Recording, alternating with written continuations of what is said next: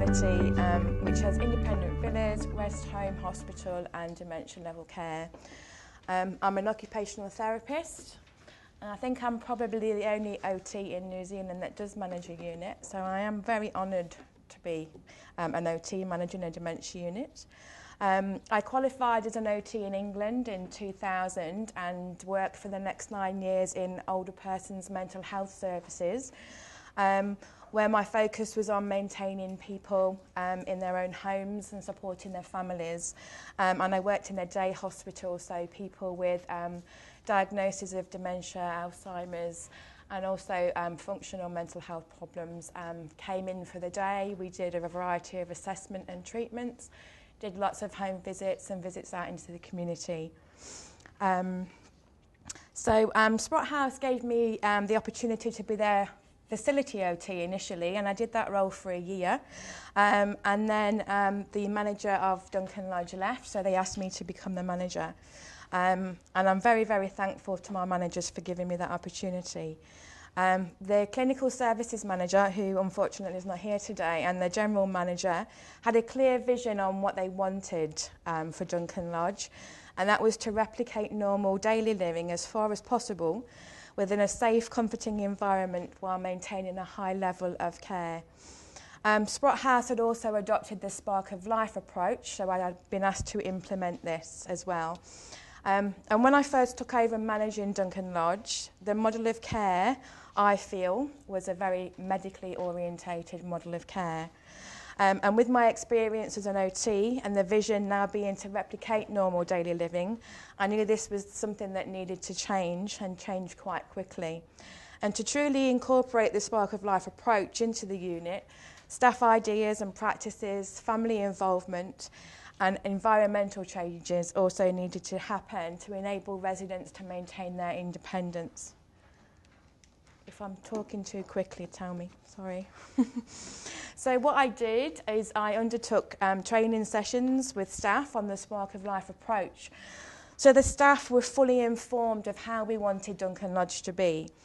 I listened to staff and the ways they worked and tried to challenge those ways. They'd worked there for a number of years and thought their way was the only way. So I worked with all the staff on the floor. I role modelled on the floor. In my capacity as an OT, I carried out washing and dressing assessments with residents with the caregivers alongside me. And we discussed alternative ways to enable residents to participate and engage in their personal care tasks and to optimise, also to maximise their optimal abilities. Simple things like talking to residents when the caregivers were in there, helping them with daily living tasks, and giving them choices of clothing, so 2 choices, instead of the caregivers just going to the wardrobes and picking things out, actually asking the residents what it was that they wanted to wear.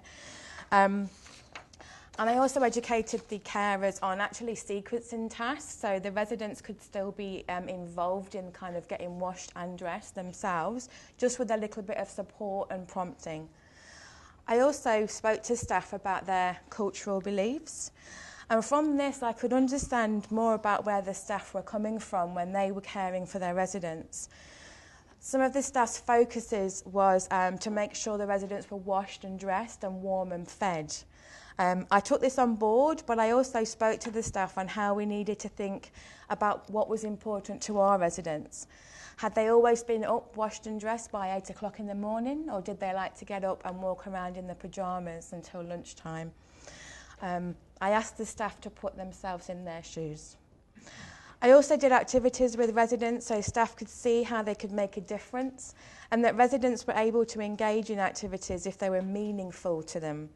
Staff challenged me as the end result may not have been perfect, but I discussed this with staff and I wasn't really interested in what the end result was. I was interested in that the residents were actually engaged and participating in something that was meaningful to them.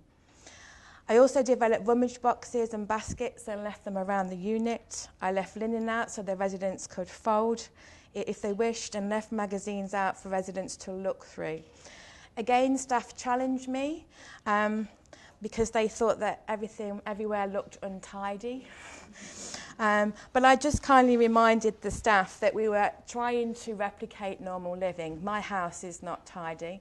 I don't know about yours, but this was not a hospital. This is where our residents live. This is their home. And it was okay for things to be left out. And finally, after quite a while, the staff did embrace those changes. I think they saw how I did things and how that had a positive effect with the residents, and they wanted to try it themselves. Also because they knew what my expectations were, particularly around personal cares, that they became more relaxed and willing to try new things. And because the staff were more relaxed, the residents became more relaxed. And the whole atmosphere of the unit changed from a very hospital almost focused place to a very homely place. And to develop this further, I introduced daily routines to the unit so that staff could invite their residents to join them. This included things like collecting the morning and afternoon tea from the kitchen, helping to serve it, help to clear away, helping to set the tables for lunch, wiping the tables down after lunch, folding the towels, taking the towels out in the afternoon into the rooms. This helped the staff to work within the framework of the Spark of Life approach by including residents in their usual daily tasks. It supported relationships with staff and residents to enhance therapeutic rapport. Staff could also see that residents really enjoyed helping the staff to do things, and that made them feel useful, and then that had the positive effect of boosting their feelings of self-esteem and usefulness. I also asked the staff to say thank you for any assistance the residents provided to the staff. I too used this strategy with the staff to give them positive reinforcement with the work that they'd been doing. I think this assisted the staff to trust me, and they could see that we could all work together to achieve these changes on the unit, and that also enhanced the well-being of the residents that we were caring for. Another way I thanked the staff was to introduce a buffet meal once a week to the unit for the residents. It was also a perk for the staff because they got to enjoy the buffet together with the residents, so they get a free lunch on a Thursday. So the staff really liked that. But the reason behind that was to just develop a more social, normal atmosphere. One of the issues that we used to have were the residents would say, please have a drink or please eat, and we used to say, no, we're sorry, we can't. And that caused some agitation at times because the residents wanted to share everything with us. So that's a really good thing I think that we did, and the staff really enjoyed that, and the residents really gained a lot from that on a Thursday. So introducing those kind of normal activities to the unit was a big thing on Duncan Lodge. It took time, but it was very worth doing.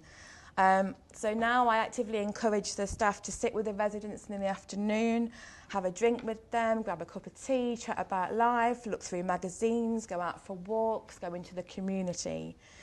Following the Spark of Life principles, staff need to share a part of themselves with residents, and these activities actively encourage that to happen. So involvement in activities has also assisted with when a resident displays an unmet need. So by engaging residents in activities, the focus becomes on the activity itself.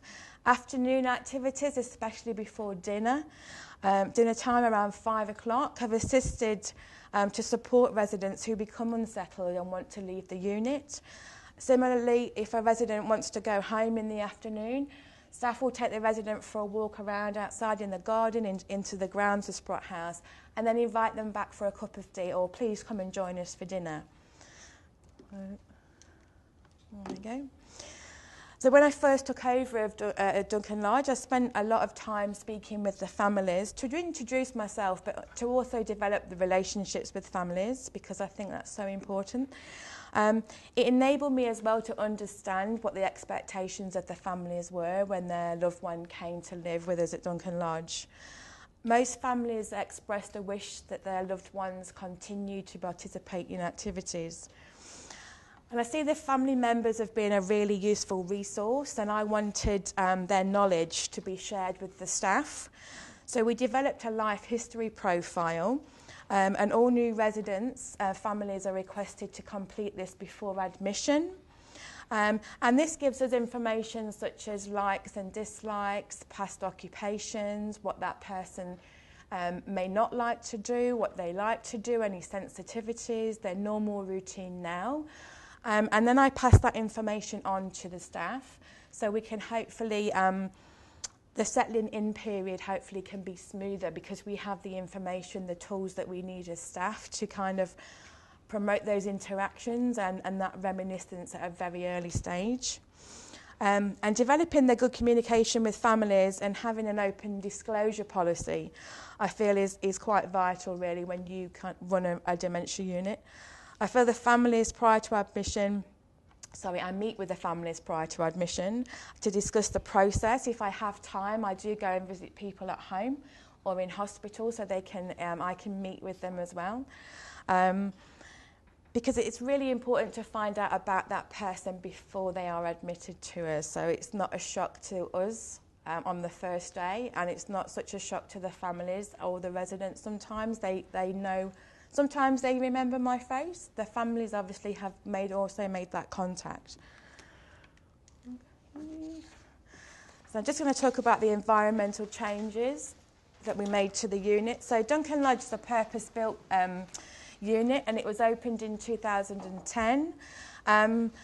It's an environment that's set out to create the feeling of space. It's very light, and it's got natural walkways incorporated. It's a big square, really, big square shape.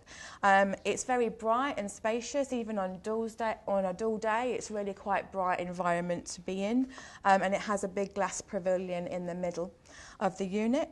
There are 24 rooms on Duncan Lodge.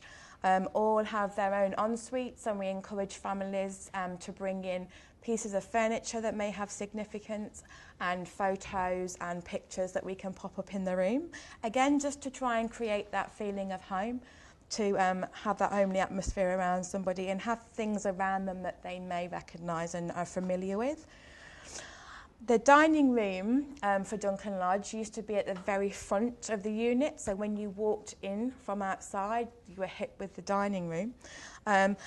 And meal times were always really noisy and very, very chaotic.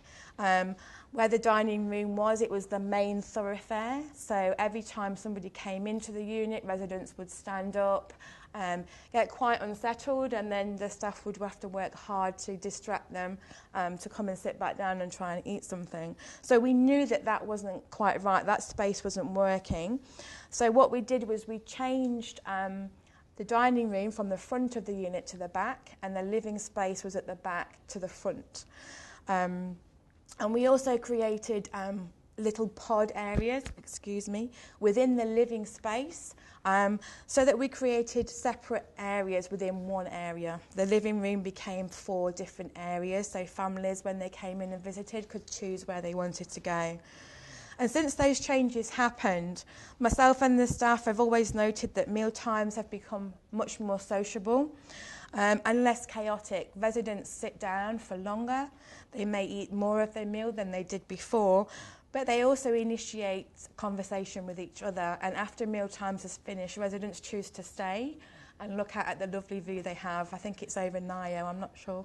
But it's quite a nice view in the dining room. And having the living area, I'll show you some pictures, but having the living area at the front of Duncan Lodge offered a more welcoming appearance as well to friends and families when they came to the unit. So I will I'll just show you some pictures. So this is what the, it's got a dining room, but it's actually what the old living room was at the back of the unit, and it was set up like a cinema, so it didn't really promote any social interaction between anybody at all. And if the staff were in here, they were always at the back. Oh, that's what the dining room. So this is what the dining room looks like now. So we changed it around. So just put the dining room tables at the back of the unit. Yeah. And this is how the dining room used to look at the front of the unit. And then it became this area, which was our lounge area.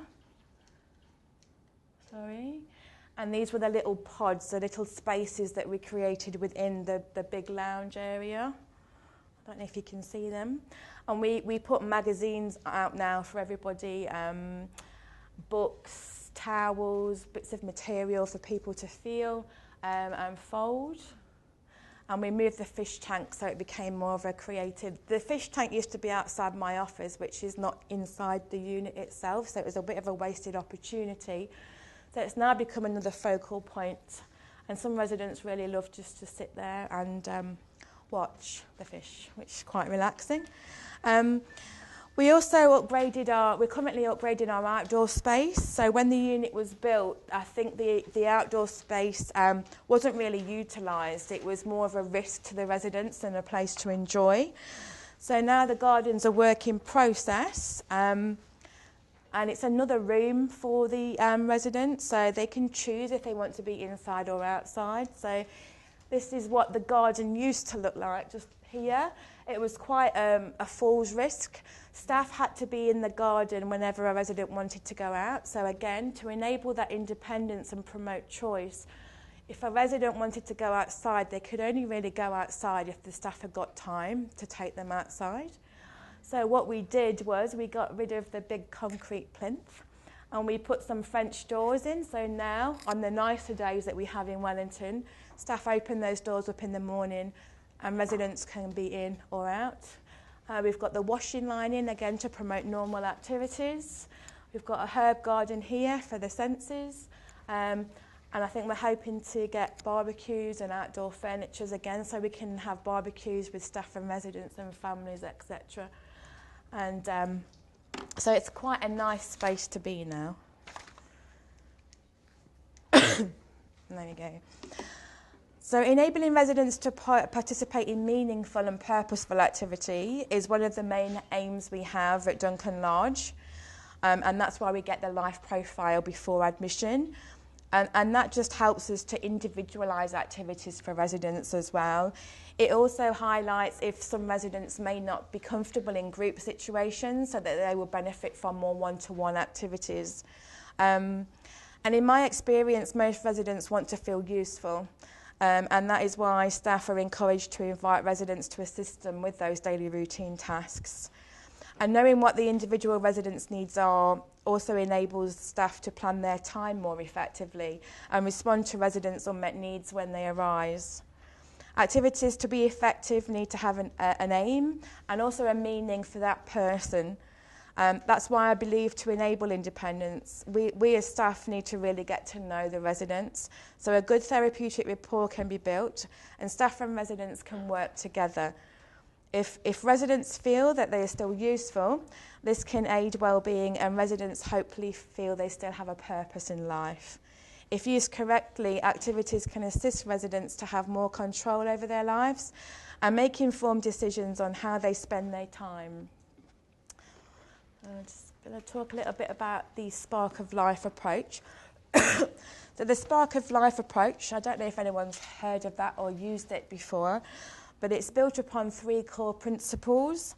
So it's to shift your focus, always emphasise the positives, not the negatives, to share your heart by showing compassion and to shine your light, so being patient. It's about having fun and about being creative in your approach. And initially, again, I came up against quite a few barriers with staff. They were very reluctant to change the way they worked. So to counteract this reluctance, the one thing I did was just to share with them what my expectations were on how we could use this approach, and also by educating the staff. So I acted as a role model for this approach. Demonstrating to staff how a simple smile, a comment, or even a thank you can make such a big difference to our residents. Offering choice to a resident seemed at first to be a bit of a foreign concept to some staff, but I asked them to take a step back. By not offering a choice, the staff were the ones that were in control, and we needed the residents to feel that they were in control. So, things like the staff used to say, but they always have tea. Well, they may have had tea for the last 5 years, but maybe once they might like a cup of coffee, or they might like a glass of water, but we won't know that unless we ask. So it's just about giving the residents back that little bit of control. And along with the three core principles of the approach, it also looks at unmet needs and categorise them into 4 sections. And personally, and this is just a personal thing, I don't like the term behaviour, but that's just me.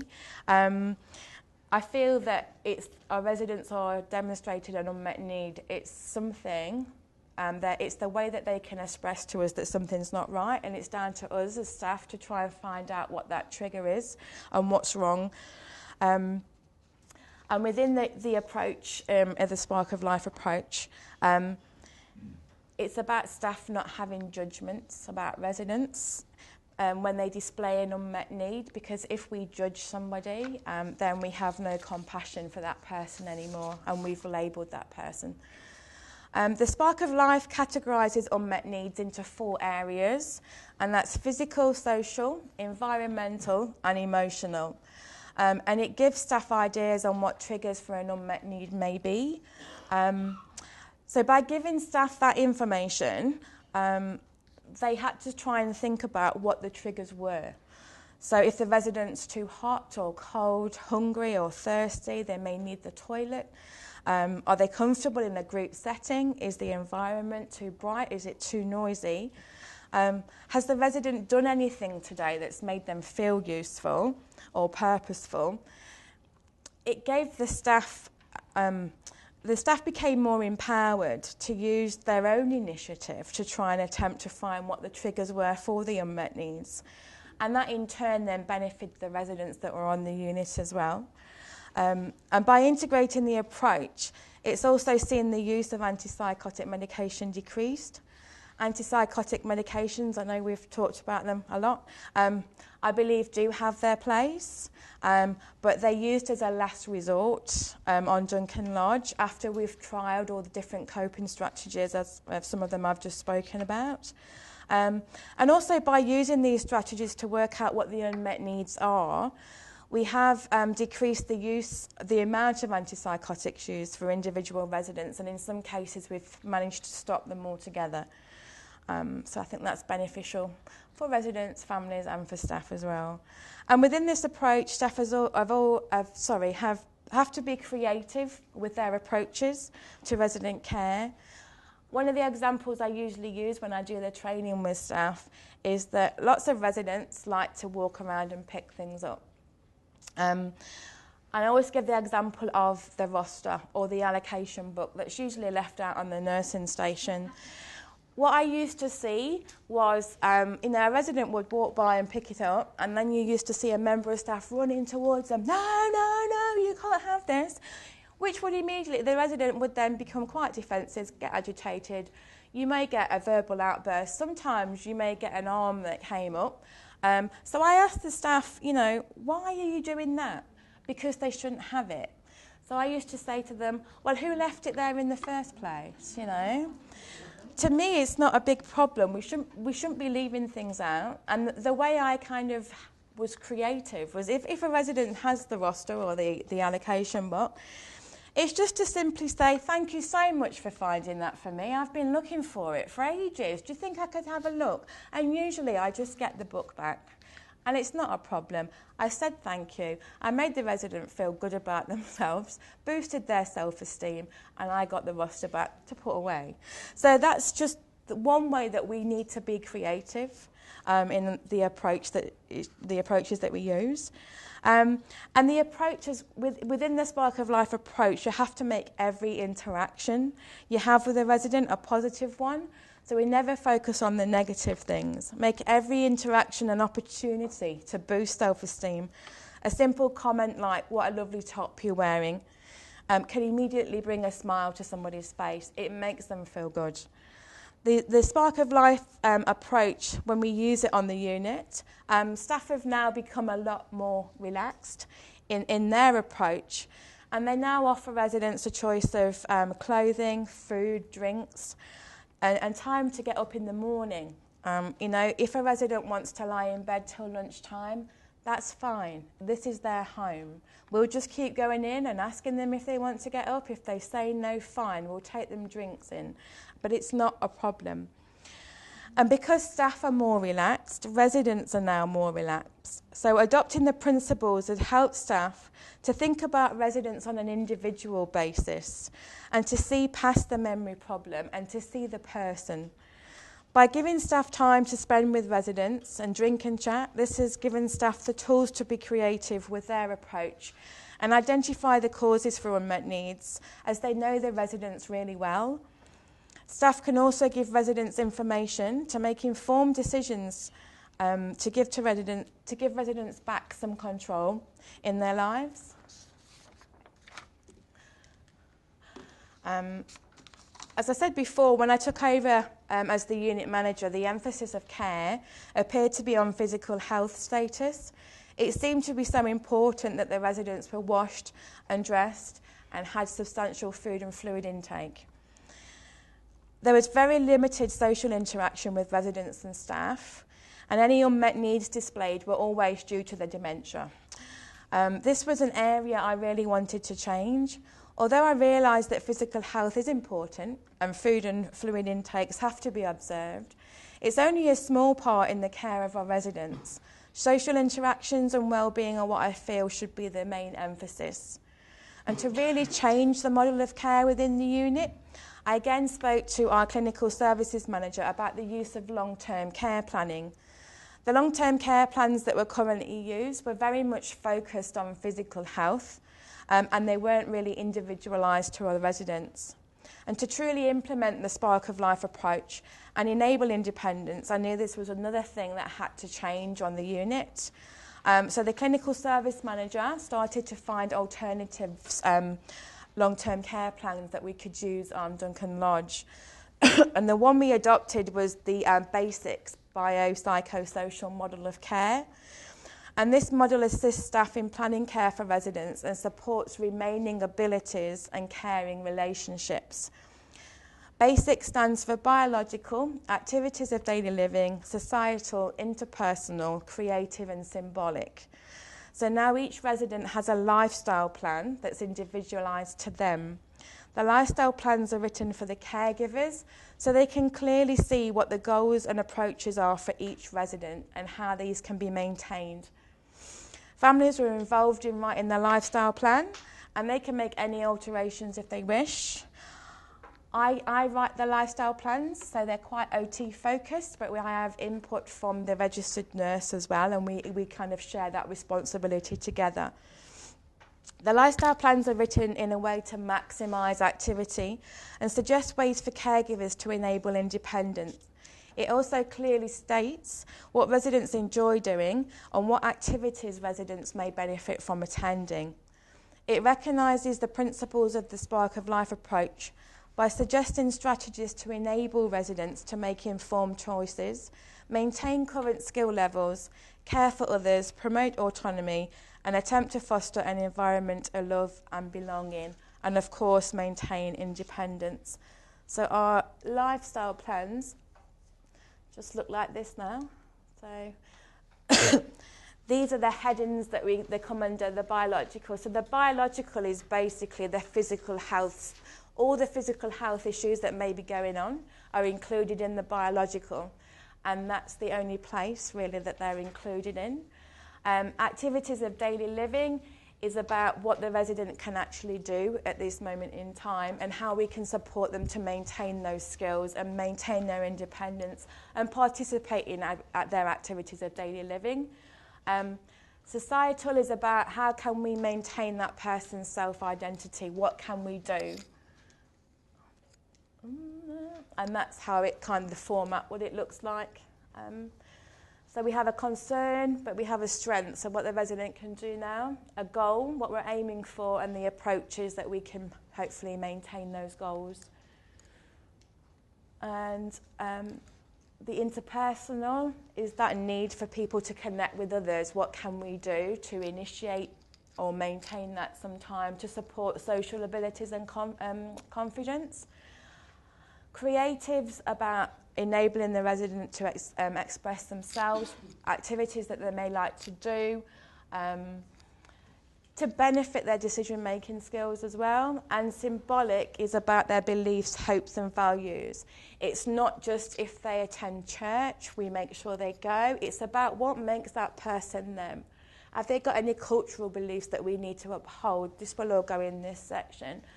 But it's basically maintaining that person, the importance of things to that person and what we need to do as staff to maintain their spirituality.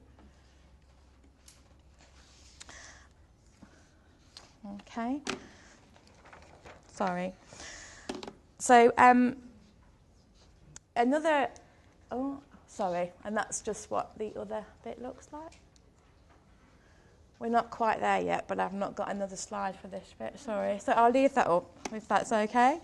Another aspect which assisted the changing of the model of care on the unit was to develop good working relationships with the GPs and, of course, the psychogeriatric services, predominantly Lesley Maskery, who's there today. So our work with the GPs to inform them on the changes of the unit and what the focus was, that we were changing the way from the medical approach to a more biopsychosocial approach. And we could show the GPs that if we use those coping strategies that we developed when unmet needs were displayed, that we didn't really need to use a medication because we had these strategies in place and they were working. And I must say the GPs that we work with are extremely supportive. They are also really keen on reducing the amount of antipsychotic medication that we use. They, if there are issues and I may ask for something to be commenced, they always ask for lots and lots of evidence. They ask for our behaviour logs, what we've done, what we've not done. We speak to the families before we commence any antipsychotic medication. So I also form relationships with the psychogeriatric service and especially this community psychogeriatric nurse. And this is a really good link for me. If we are encountering certain issues on the unit, and we've tried the coping strategies and nothing's really worked, or the risks to resident safety, to staff safety are increased, then I know that on the other end of a phone I can get valuable information, support and further advice from the psychogeriatric nurse, which is very valuable. And that's always in the hope that we can maintain somebody in Duncan Lodge, because that's their home. So we work together quite well, so thank you. And looking ahead, and Lesley spoke about this earlier, of how she would like her role to develop. But looking ahead, I think it would be really beneficial for the DHB to develop the nurse practitioner role in the psychogeriatric services.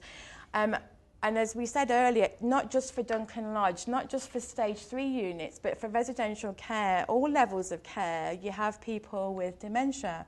And they do display unmet needs through the course of their, through the course of their disease, their journey. We have, piths and troughs, ebbs and flows. And then having that nurse prescriber or practitioner, just to answer the phone, to come in, to have those, weekly or monthly clinics would be so good. To have another person, the specialist services advising us on medication. Have you thought about this? Do this, try this, and to know that that person will be back to review how the process has gone. And I hope the GPs would be fully supportive of that as well, because I think in these cases it's really important to get those specialist services in place. They're a wealth of knowledge. So hopefully, I hope the bid for the nurse practitioner role is successful, because I know that certainly Sprott House would benefit from having that service available to us. So just in summary, and I think, sorry, I didn't include that slide, but implementing the Spark of Life approach has been a very difficult process at times, but it's been a rewarding process. Myself and the staff on Duncan Lodge have worked hard to implement its principles, and this has changed the philosophy and the model of care that we used on the unit. The senior managers at Sprott House, I must say, have also been extremely forward-thinking and supportive throughout this process. And to enable independence effectively, as professionals, I feel we need to have clear goals. What is it that we want to achieve? Communicate this goal with staff that we work with. Always keep the staff fully informed of what it is we're striving for. What is it that we want to do? Educate the staff on new ideas of working and work alongside staff to build up trust and rapport.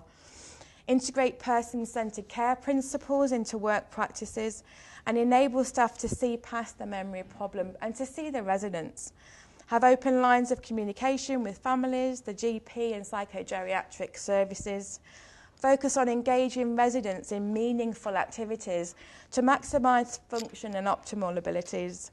And look at long-term care planning. How could this be developed to ensure that independence is enabled? Changing staff culture can be a difficult process, but it's been an enabling one. Enabling independence for staff will enable independence for residents and ultimately enable independence for all in a stage 3 facility. So that's the end of my presentation. Has anybody got any questions? Is there anything you want me to elaborate on? It's kind of more of a working process and just how our experiences at Duncan Lodge have gone from the kind of changing mindset on the way we view people with dementia and how they should be treated. It was very medically focused, but that approach has completely changed around. It's a very relaxed place to be, I think. It's a lovely place to be. I love going to work every day. I have a lovely time at work every day. It's quite stressful at times, but it's a pleasure to be around. It's been a pleasure to work with the staff, but also the residents and their families as well. So. Have you had to change your staffing levels? Not. We're quite well staffed. I've actually reduced, from when I first started there, we've reduced the staff. But we are quite a well-staffed unit. So we have, at the moment, 6 staff in the morning and 5 staff in the afternoon. So we're quite well-staffed. We used to have 7 in the morning and 6 in the afternoon. And I think when I first took over, there were quite a few more behaviours, unmet needs that were happening. And I think that the staffing levels now are fine. They're quite safe because the staff have got the added the knowledge, they know the residents really well. So we don't have a lot of unmet needs. I'm going to touch wood at the moment. We have blips and we have, but the staff are... I think that because they're so much more informed, they're more empowered to deal with those situations and not afraid to sit down with somebody and have a drink with them, whereas I think before they were. But I love to see the staff talking or going out in the taxi with a resident down the road. So staffing levels are quite good, sorry, to answer your question. Can I just confirm it is a lovely atmosphere at Duncan Lodge? It's a pleasure to visit. But can I just ask about your physical environment, Lisa? Because I think you're fairly unique in having barn doors. I think so. We've got barn doors on most of the rooms, to the residents' rooms. Not all of them, but I'm not sure why, because it was built before I started. But it's quite good. The barn doors, like the stable doors, so we can shut one door, but we can keep the other door. And we're not having to go into residents' rooms all the time. We can still check on them, make sure they're okay. So before, at night time, the noise may have unsettled people, may have got a little bit agitated or may become unsettled and up and down. But with those kind of stable doors, it's a lot better, really. It's quite good, quite a unique thing to have.